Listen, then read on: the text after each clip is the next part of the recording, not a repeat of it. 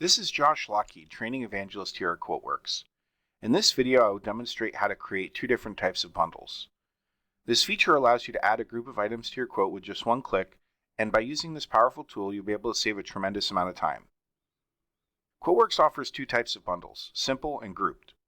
Before walking you through how to create and add these bundles, I will show you the differences between the two. Simple bundles are used to add a basic list of items to your quote that have no relationship to one another. As you can see, a simple bundle is just a list of individual items. It is the same as if I were to add the items individually from the product lookup window.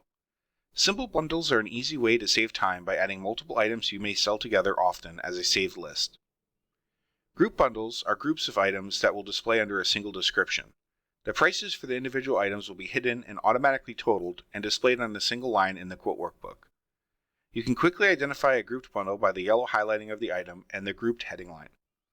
These grayed out prices indicate that they are hidden and will not be displayed on the quote.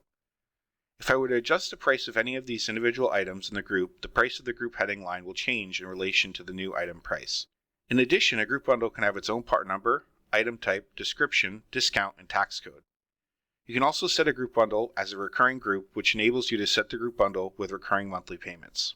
Now let's take a look at a sample quote layout to see how a simple and a group bundle are displayed to the customer. The line items in a simple bundle are displayed on the quote as a regular line item with item details. The line items in a group bundle are displayed underneath the description. The prices of the individual items are hidden and totaled up on the same line as the bundle description. Here's an example of the same group bundle that has been modified to not display the individual line items. Now that you're familiar with the two types of bundles, I'm going to show you how to create them. There are two different ways to access the bundle window. You can go to the Products drop-down menu and select Bundles, or an easier way is to simply click on the Bundles icon on the standard toolbar. This window will allow you to search for a bundle and will also display a list of your current bundles. By default, the Show All option is selected. If you have an extensive list of bundles, you can search for specific items by selecting Filter. Filter will allow you to search by the bundle's name, description, or internal note. Under each search option, there are even more ways to filter your search as well.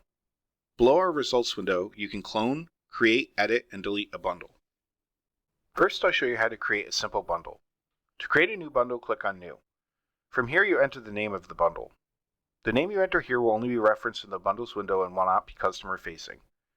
Next, I'll select the bundle I just created and click on Edit. The Edit bundle window has four tabs: Settings, Items, Custom, and Custom Memo. The Custom and Custom Memo tab will only be available when making a group bundle. The Settings tab is where you will select the type of bundle you are creating. Since I'm creating a simple bundle, I'm going to select the first option.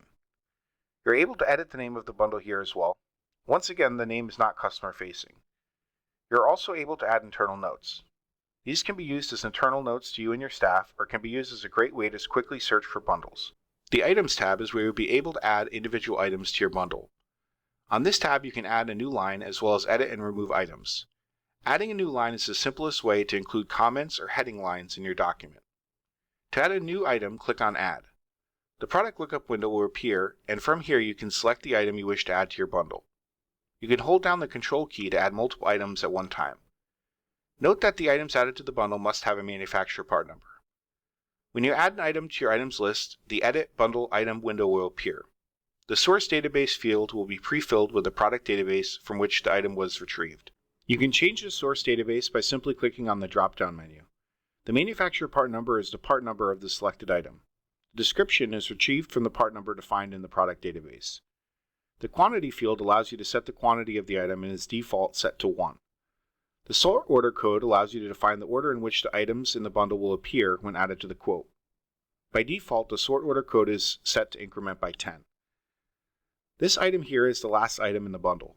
If I want to make this item the first item to appear in the bundle, I would need to change the sort order code to a number less than 10. As you can see, when I change the sort order code to 5 for this item, it will now appear at the top of the list. The line type and line attribute settings allow you to further specify the properties of an item when it's added to a quote. A detailed explanation of the item properties and item attributes can be found in the Advanced Bundle tutorial. If you need to access the Edit Bundle Item window again, you can either double-click on the item you wish to edit or select the item, then select Edit. My simple bundle has now been created. Now let's create a group bundle. Just like the simple bundle, I'll click on New, type in the name of the bundle, select the bundle I just created and click on Edit. To create a group bundle, select Group Bundle in the Bundle Type drop-down list. This window is very similar to the simple bundle. From here you can rename the bundle, type in internal notes, assign a part number, which is going to be the same as the manufacturer part number. You can add a vendor part number and set the item type. In my instance of QuoteWerks, I have 4 item types to select from. You may have different options in your instance. Here is where you enter the bundle description to further elaborate the contents of your bundle. The bundle description you enter here will be displayed on the quote as the group header line and is defaulted to be customer facing. This button allows you to add a picture to the group bundle. This photo is also defaulted to be customer facing. But if you make a mistake, you can simply click the Remove Picture button here. Unit Price Override allows you to modify the pricing of the bundle as a whole product regardless of the individual item's prices. This updated price will show under the unit price in the quote workbook. Every company is different, so this is a great way to keep your pricing consistent.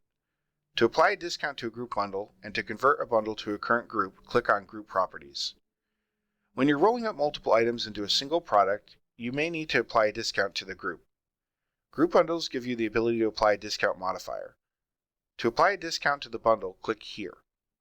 From here, you'll be able to enter the discount percentage amount. The discount modifier will be placed in the price modifier column of the single group line item.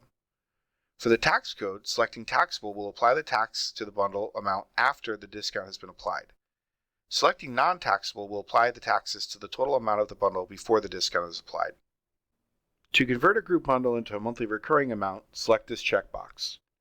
From here you can choose to include the first payment in the document, then you can choose from either the document contract dates or enter a specific date range on when you'd like the payments to begin and end. Here is where you'll be able to set up your calculation. All the individual items in the bundle will be totaled according to the APR, annual percentage rate, or lease factor. Then you're able to set the term here. We have created a separate video that provides more details on how to use recurring groups. Adding items to a group bundle is going to be the same as adding them to a simple bundle. I click on the Items tab and click on Add Items to select the items I need. In a group bundle, the Hide Price checkbox is selected by default. If you wanted to show the individual prices of the group, you would simply uncheck this box. If you want to hide the descriptions of the individual items and show only a single description of the bundle, you would uncheck Print Line. The Don't Include in Group option can be used in several different ways. The main purpose of this setting is to create multiple items at the end of the bundle that are not included in the group. With this feature, you can essentially have a grouped bundle and then below it a simple bundle. This allows you to make modifications to certain items or allows those items to be optional to the customer. Custom and Custom Memo are tabs that allow you to add information to an item that may not be currently available in the system. For example, under Custom, I change this field to say Color.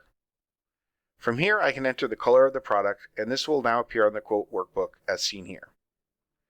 The Custom Memo tab allows you to enter more characters in case you need to have a longer description.